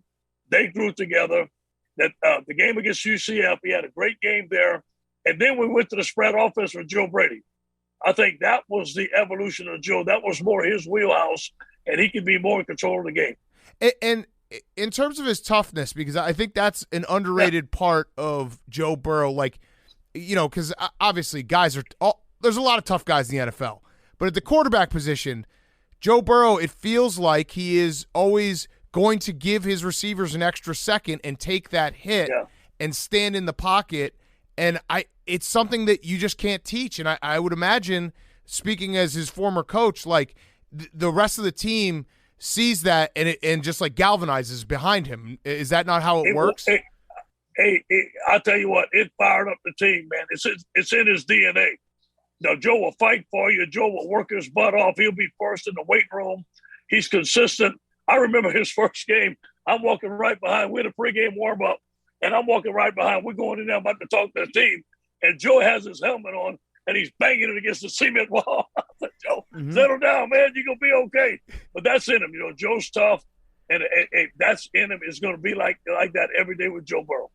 It's great, too, because, the way we watch football has obviously changed, analytics and the way people talk about football. But I just love when you see a guy and you're like, yeah, he's just a tough motherfucker, and that matters a lot for football. You know, and it matters in the locker room. Our team believed in Joe, and you know he took that hit against UCF. It was a late hit. I called timeout. I said to get Miles in. He used some words. F that, coach. I ain't going out. We're down 14 points. We went down and scored the next 3 possessions. I think that's when he won the team over. Yeah, and it always seems like he's unflappable too. Like, yeah, he does take a lot of hits, and he gets right back up. And I think his players, his teammates, obviously respect that. But he doesn't like lose his cool when he's back there. No. He's got like a very even temperature about him, where he's dodging around guys that are coming at him that weigh 100 pounds more than he does, and he doesn't seem like he's even breaking a sweat. That's his intelligence. That's his confidence. Joe studies film, and like I said, you guys know this. We had a football meeting in recruiting. There were 6 people in the room. All of us in there, our coaches. Joe's the smartest guy in the room. He's the smartest football player I've ever been around. He studies. He's consistent. He has one goal in mind, and that's to be great. You know, the year we were going on a championship run, and he started – think about this. He started the season. He was a projected 6th-round pick. He ended up being the 1st-round pick. You talk about development and getting better throughout the year. But you know what? As we grew and as we started winning games, Heisman Trophy started talking. That was not his goal. Our goal was one thing, is to win the championship, and he led us that way. Yeah, you mentioned recruiting. I'm curious, do you miss going on recruiting trips? You miss being invited into Mama's home and having some of the gumbo? Yeah, you know what? Hey, I did it for so long. Think about this. I've been in college for 42 years, man. And that's a long time. It's time to take a break. I'm enjoying my break, but you know what? I do miss it. I do miss football. I do miss my team. I miss the excitement. I miss the competition. So, not to dwell on the past, but how often do you think about the national championship that night? Because I will tell you right now, I probably think about it once a week, just because it was that much fun. And when like going out after in New Orleans and then getting to interview you the next day when we were very, very drunk. How often do you think about it, though? It happens so fast, and Derek will tell you guys will know that, man, you didn't have a chance to take it all in. And but being a boy from Louisiana and always want to win the championship for the people in Louisiana, now that I get to think about that, it was a special night. It was a special night for the state of Louisiana. Think about this, man, 15-0. Hey, all they can do is try to match it. Good luck. They can't take it away from you ever. Yeah. They can't Never. beat it. I don't know if you remember this, but in that right after the interview that we had, whereas Big Cat alluded to, we were fairly intoxicated still from the night before its festivities. We interviewed Joe, and then after we interviewed Joe, you were still in like head coach mode, where you were running around grabbing people, and you were like, everybody get on the bus right now. The bus is going to leave without you. And you were making sure everybody, and everyone, your whole team was like, what the hell do we need to get on the bus for? We just won the national championship. Like, we don't have practice tomorrow, but you're right. I don't think that you were really, you're not a guy that like sits back and would soak things in. You're always on the go, right? Yeah. Oh, and the next thing's up, and we had to get back, and we had to get recruiting. We had to get going. We wanted to keep that thing rolling. I'm so appreciative of the coaches and the players. Hey, think about this, man. The way you win championships, you get great players. And great players make big-time plays and big-time games, and our guys did. Yeah. Mm-hmm. Did you watch I assume that you did watch the college football championship this year. Did you have a rooting interest? Were you pulling for Georgia or Alabama? No, I was interested in watching the game. I was really interested in seeing, a lot of players that we recruited. We played Alabama very tough. We played them about as tough as anybody. And I was pleased to see that Georgia played their best game. I'm happy for Kirby Smart. Obviously, I got a lot of respect for Coach Saban in Alabama, but I'm happy for Kirby. I know how much it meant for them to win the national championship, for him to be in at a school that he played for in Georgia. I'm very happy for him and his team. So you talked about winning it for the state of Louisiana, the people of Louisiana, being from Louisiana. Have you had any talk, maybe in the transition with Brian Kelly, maybe tell him how not to do a Louisiana accent? Has that come up at all? Has he reached out and been like, hey, coach, I could really use some help pronouncing the word family? Not at all. Listen, hey, you know what? And man, we went to LSU, and we were going to work every day, and I knew one day it would come that I'd walk out that building. I said, once I walk out that building, I'm leaving it alone. I'm doing everything I can, very appreciative. I never had a bad day at Louisiana State University. I wish all those guys the luck, but now it's up to them. I got nothing to do with it now. Yeah, and you deserve credit because it's a very tricky situation. It's not often that a guy, is told, hey, you're not going to be here next year, but we still need you to keep coaching for the rest of the year. And, I think that's a testament to your love for the school and the state of Louisiana. So you deserve credit for that for sure. We were going to stay and fight. I wasn't going to leave my team. And I knew after the Kentucky game that wasn't the LSU standard performance. We had a meeting. I understand. I get it. I understand the LSU standard performance. It just wasn't there. But I was going to stay there and fight for the team. And think about this, man. We played Alabama tough. We're a couple plays away from winning that game. We played great defense. We played Arkansas in overtime. And then we beat Texas A&M. And I kept telling the team, stay together. We had a lot of new guys play. We had a lot of guys that didn't play. And those guys that stayed, I told them, if you keep on working, something good's going to happen. And, man, what a great game against Texas A&M. A great memory. That was. And do you regret it all, the Sissy Blue shirts? Because I regret it. Because I bet on LSU after you said that, and then it didn't really work out. No, not at all. Yeah, not at all. Hey, listen, that's something. Hey, listen, man, that's a long-going thing with USC. I used to say that USC a long time ago, back in 1999 when I was there. And, I was walking in there, and the fan provoked me. And I was just joking with them, about the Sissy Blue shirts. But they did whoop our tail, and I got to give them credit. Yeah. Yeah. We just need to know, Big Ken and I, because we've talked about this a little bit. We like LSU. We like Louisiana State University. We love the state of Louisiana. But we're also just like Coach O guys. So you really upped our love for that university. You essentially recruited us when you were there, whether you know it or not. We need to know, is it still Go Tigers right now? Are we still pulling for them? It would always be Go Tigers. I'm always pulling for them. I wish them all the best, man. I've got a lot of people that I love there. I got a lot of players that are recruited. I don't know Coach Kelly well. I think he's a great coach. I think he's going to do a great job. I wish him all the best. I'm always going to cheer for the Tigers. So let me throw this idea out there because I think I'm getting the vibe that you are enjoying your time, but you're not going to say no to like coaching, again. You'll be back out there at some point. Have you thought about being just an interim head coach for hire? Because you're the greatest interim head coach of all time. When you took over for USC, that was my initial love with you, was you took over for USC in what it was, 2013, and you guys went on a tear against the spread and straight up, and then the same thing happened when you took over at LSU. There's something about you that you can galvanize a locker room. So have you thought about that? Like, hey, you're going to fire your coach, bring in Coach O, pay him like $5 million. He'll finish out the season, probably win some games you're not supposed to win. Hey, that's a good idea, man. Hey, I'm ready. Hey, I didn't think of it like that, but hey, I'm one phone call away. Yeah. I'm ready. I'm rested. And look, hey, I've been off for 6 weeks now, and I got the itch.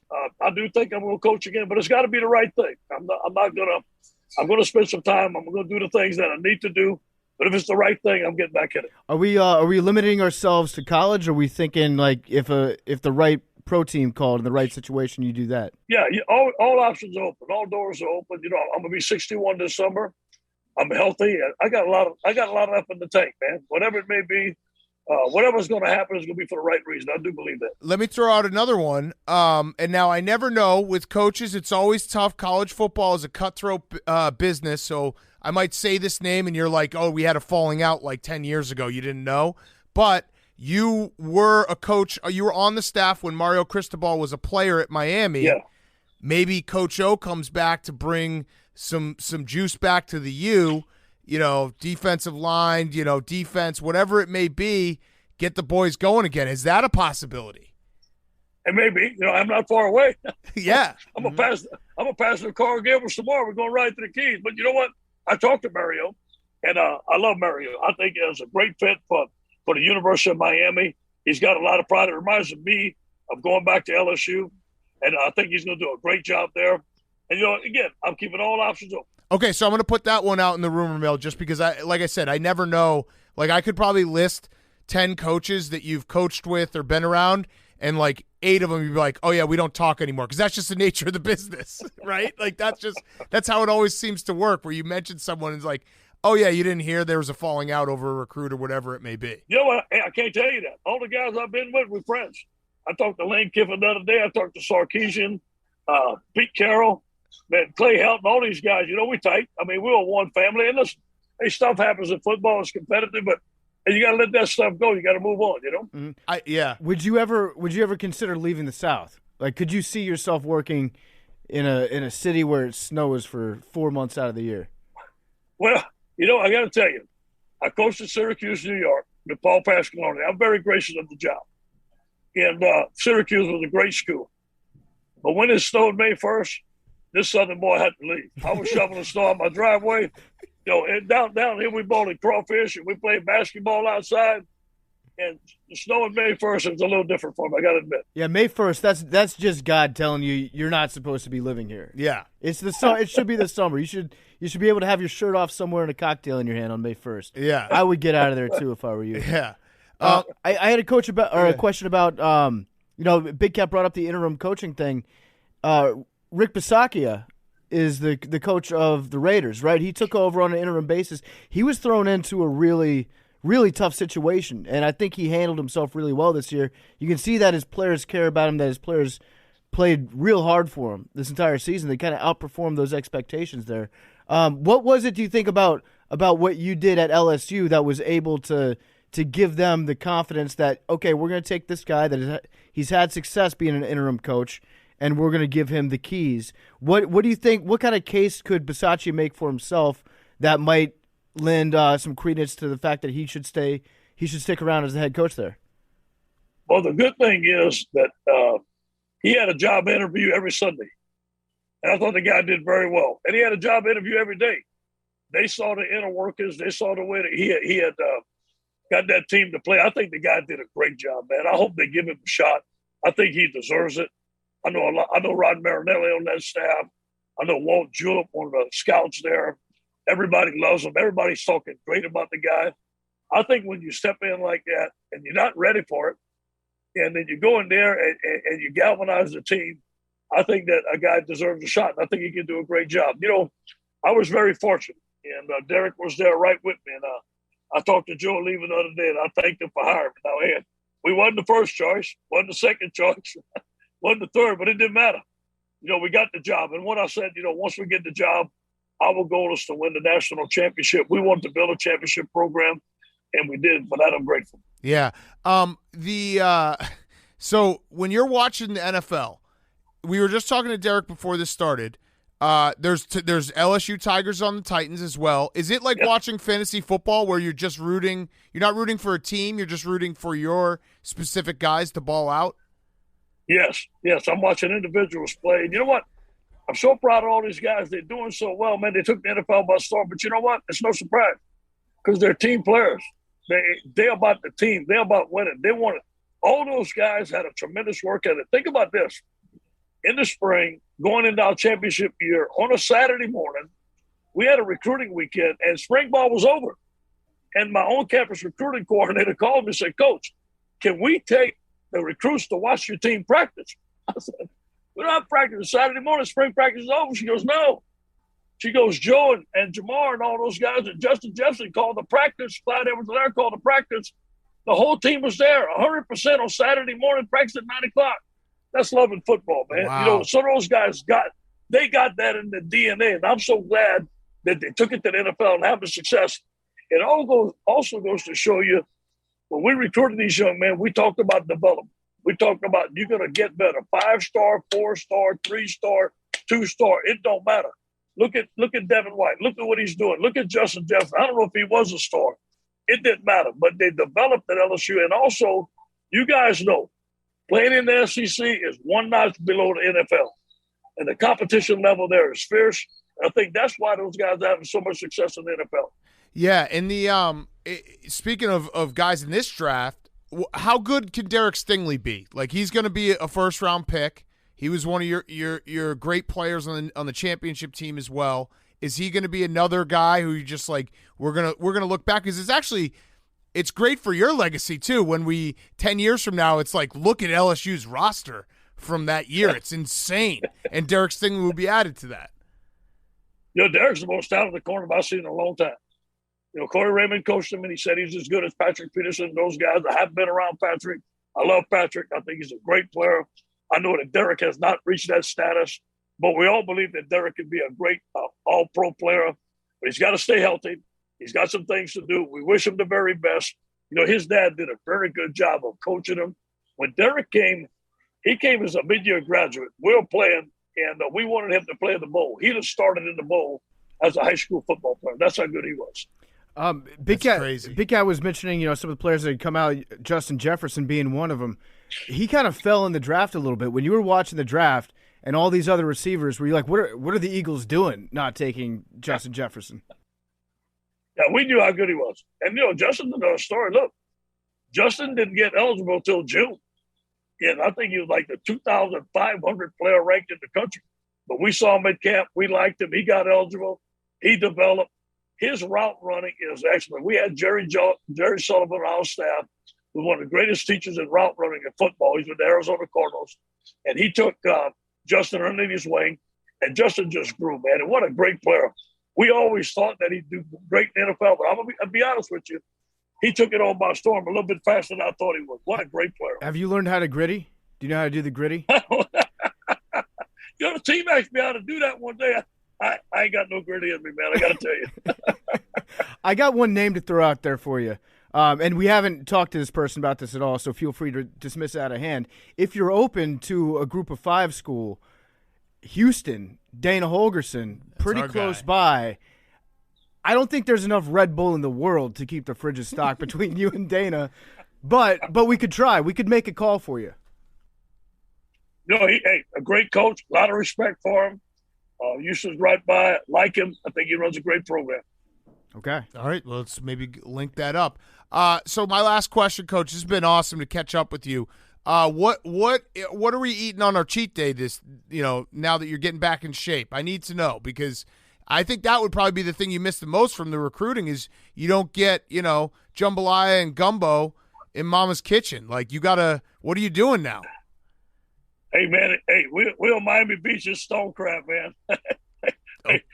It's as many stone crabs that we can put down our face. We ate stone crab last night. We're going to go eat them again tonight. I love them. But you know what? I love being at home. I'm starting to cook now again. I'm going to ask Coco, all right, my mom, she's going to come over to my house, and I'm going to spend 7 days, and I always ask her to write down her recipes.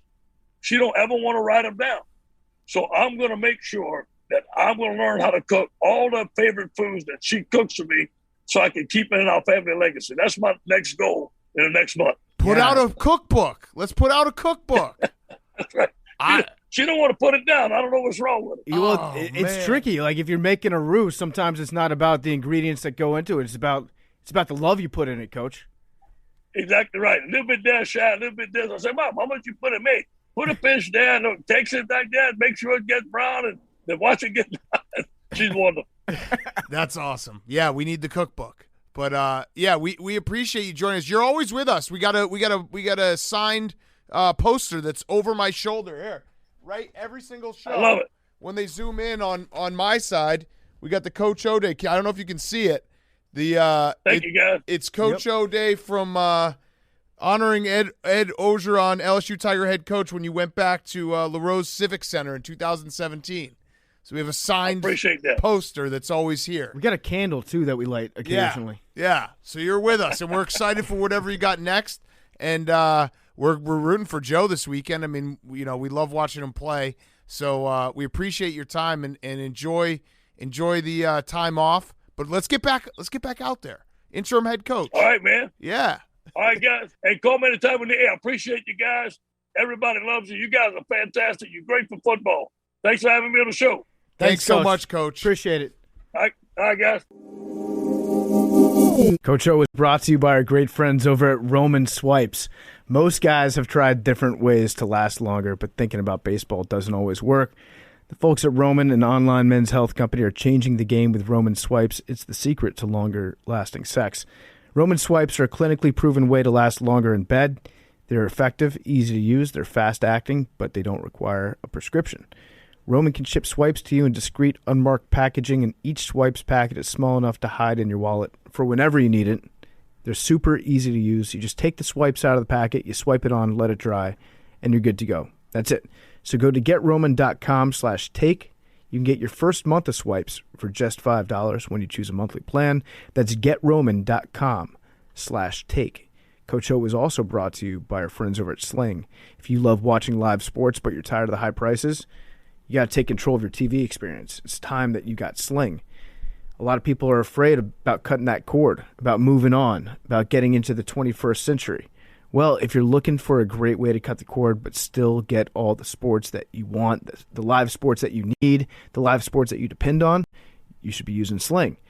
All your favorite sports channels. You got ESPN, FS1, TNT, and more. And on Sling, they come together for less. It's also the cheapest way to watch college hoops, the NBA playoffs, the entire Formula One season, and much, much more. Plus, you can watch past episodes of The Yak, Stool Streams, and exclusive new Barstool content for free on the Barstool Sports channel, exclusively on Sling. I believe that's the home of the Brandon Walker College Football Experience. No, it's just the Brandon Walker Show now. Just the Brandon Walker Show. Yeah. He's branching out. Yeah. He doesn't want to be pigeonholed. It's just the college football guy. So you can call in and just talk to Brandon Walker. It'll be like you're hanging out with your best friend. Whatever you're into, Sling is where you can find the live sports that you love all in one place. Go to sling.com/barstool. You can sign up and try it for free. That's a new deal. It starts at just $35 a month, but you can try it absolutely free for 3 days. No contracts, easy to set up, easy to use.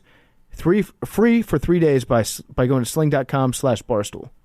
Okay, let's finish up with Firefest of the week. By the way, I just looked, and the over-under for the Chiefs-Bills game is actually 54. So I like it even more. Whoa. Even though it's dropping, which should make me nervous, but it doesn't. Game of the year. You should love that. Yeah. Extra half Everybody point. else is a dummy. Yep. All right, Hank, your Firefest. My Firefest, we talked about it on Sunday. The video got over 1 million views. People have just been kind of, joking and mocking me at my expense all week.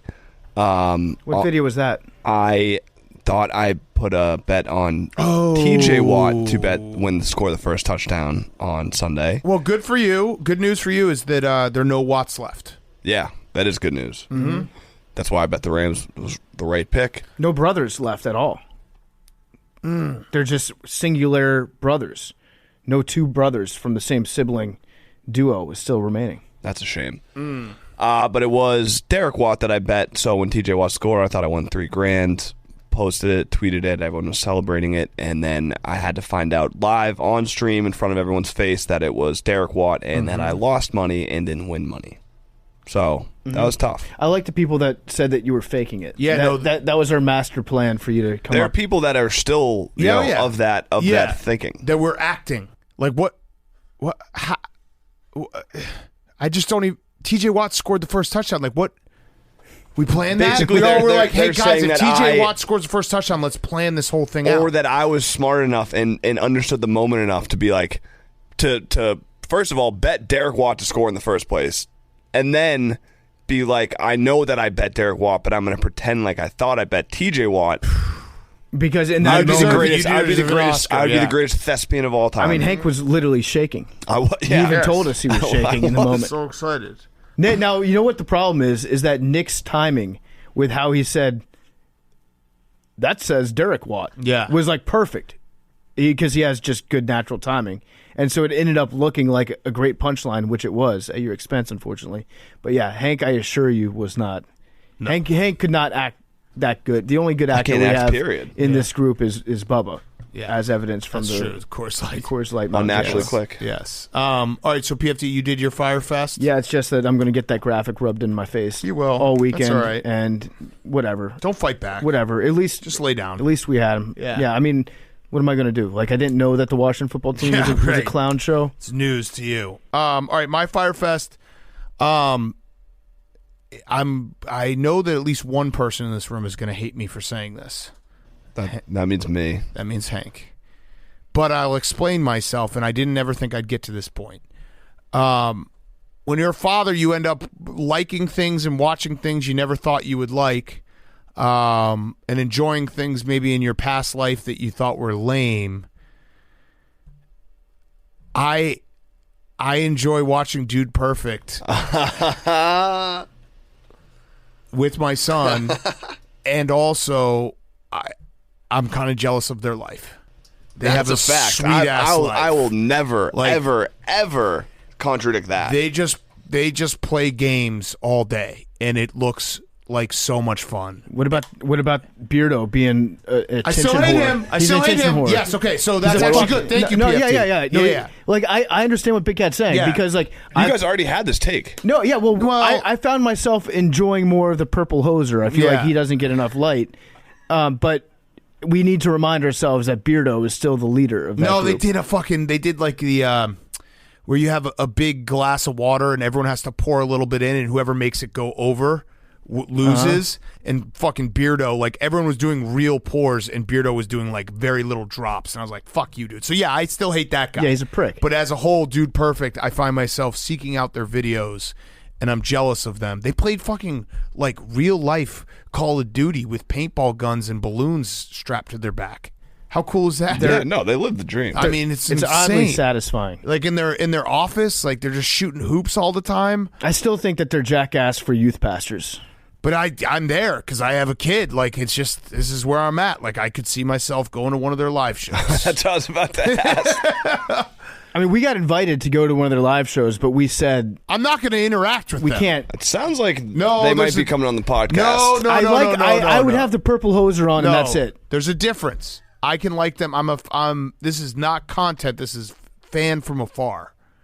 If we were going to have one person from Dude Perfect on, which one would you want on? One of the twins. No, purple hoser. One of the twins and try to break up the twins. If you break up the twins, the whole thing crumbles. I mean, the funniest, like, that still things I laugh about is that and this was all, like, off the air. We never even talked about it. And I think it was the original Grit Week. It was more me and PFT, I think. We spent, like... No, I was involved. A significant amount of time planning how we were going to infiltrate them and break them up. Yeah, and it was like we talked about it for a long time. The twins are definitely... Over the course of multiple days. Correct. The twins are definitely the key to that situation, the weakness. I think. Yeah, and also just getting everyone to be like...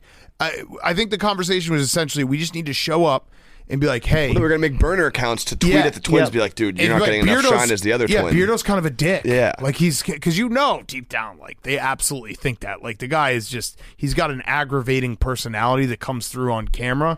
But well, let's be real seek here. them out. Who's your seek out son's their favorite? videos. Let's be real the here. Twins, because it's like how do twins work? The twins. He has twin girlfriends at school. It's crazy. The twins. He does. He's a fucking baller.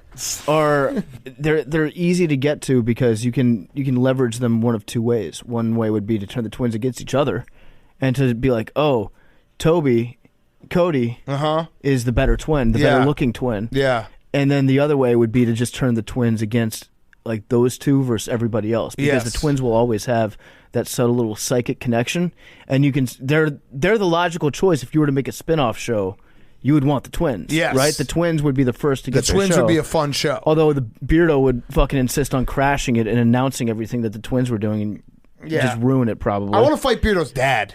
Yeah, Beardo's dad's the worst. He's like their agent. I want to fight him. I would fist fight him. Yeah, unless he's big, if then I'd have Billy do it. Spears' dad was in charge of an entire group, under his management, that's what you're getting with Beardo's dad. But I like them from afar. So what can I say? People change. People evolve. Soften up. Soft cat. That's fine. Billy. So I've been doing a lot of cooking lately. Cooking at home, buying groceries, and I put in a lot of work to some of these meals. And then I'm like, hey, you know what? I'm going to post this online. And they just get destroyed. Yeah, never post pictures of your food online. And if you do, post it in black and white so everyone gets mad at you. Make a nice breakfast, bacon, eggs, and grits. And I make like... That was bacon? Yeah. Oh. Well, the most shocking part is Billy's eggs. Billy's eggs are just brown and crispy. How I do thought that was the a eggs? piece of beef jerky. No, what you do is you put, like I have put milk in my eggs, and then they're like almost like a pancake when you do them, but apparently the nice browning of the outside of the eggs is not like nice. But it's like better than gooey, icky eggs. Just learn to eat your eggs like a man. How? Did you delete the tweet? No, it's down there. And then everyone roasts my bolognese, which I thought was pretty scrumptious. Some air fried vegetables. Anyway, you need to just stick to the basics if you're going to post it online. I've become a huge air fryer guy. Oh, air fryer's goated. Can I just say, like, air fryer, I think everyone has the exact same situation with air fryers. They buy it, they think it's the greatest thing of all time, and then like a month later, you're like, this is kind of annoying. I got an air fryer, and I never even got that big first step of loving it. Yeah. I got it, and I was like, this reheats things decently, but I'd rather just put it in my cast iron pan on the stove, stir it around, reheat it that way. Yeah, no, I think 90% of people who have air fryers get it. It changes their life for a brief period of time, and then they're like, well, whatever. Well, are you meal prepping? It's great for meal prepping. What? Do I look like I think a meal Hank prepper? and I appreciate it much more. You guys Well, wouldn't no, Hank's in understand. the honeymoon phase. When did you buy yours? I've You've used it? I used it, never really used it, and then Billy's got me into meal prepping, and now Recently I'm you like, started using it. Yeah.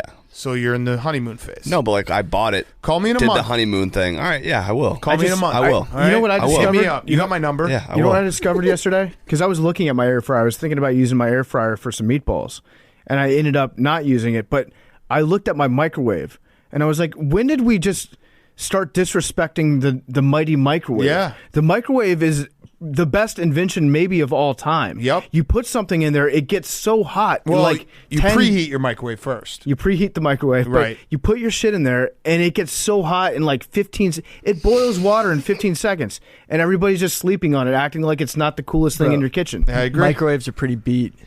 All right, Shut so up. You don't know shit about microwaves. That That's just like- proved how good the microwave No, is. microwaves because Microwaves are pee. microwaves like make everything soggy. No, I've been waiting an hour and a half to get one He in. is now dead. no, Is look, pee cap? Well, Cap has been dead. P is now dead as well. So pee's cap.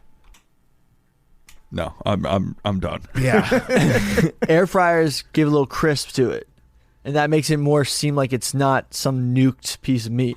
Dude, you can put rice I mean, in a yes. microwave for 15 seconds and your dinner's ready. It's insane. If you're cooking your steak in a microwave, I agree with you.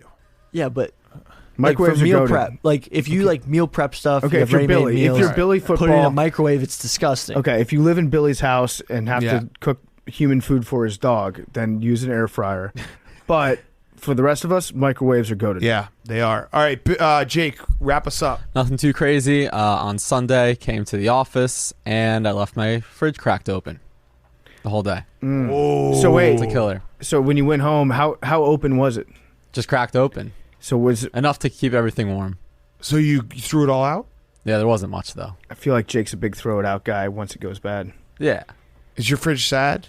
You're giving me No. sad vibes. It's like water. Oh, you're sad. So wait, you threw out the water? No. But The water went bad. How much What do you went guys bad? respect expiration dates on milk?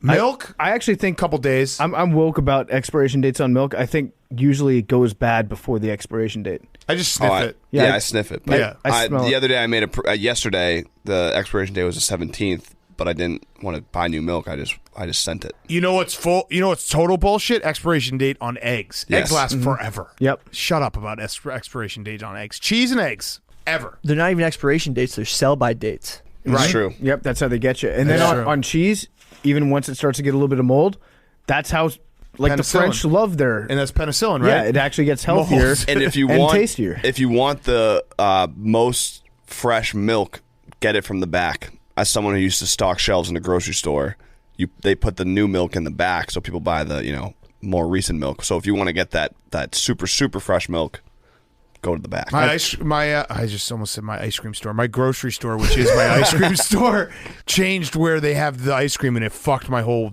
week up.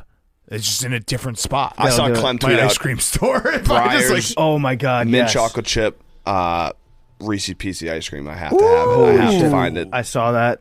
I Unreal. fully realized I just referred to the grocery store as my ice cream store. I mean, it is, right? It's where we get the ice cream. All right, numbers. Good luck to everyone's bets. Game of the year over 54. 88. 6. 44, 60 last week's Wednesday's winner out of play. 75. What happened to Djokovic? Is he, 22. Is he arrested? No, he's just not playing. 70. Oh, Billy. Went off your Third huge. time. Jaguars like to trip. Like Fall? physically or psychologically? No, they like eat stuff to make them trip. Or like they cross lines and they're like they disrespect you. Like trip wires. Gotcha. Love you guys.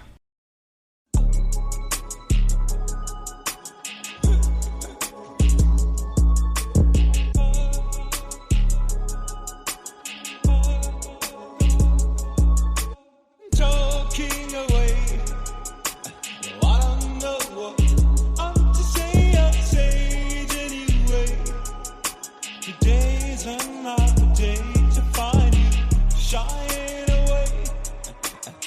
Oh, I'll be coming for your love, okay? Shying away. Oh, I'll be coming for your love, okay? Take on me. Take me on. I'll be gone.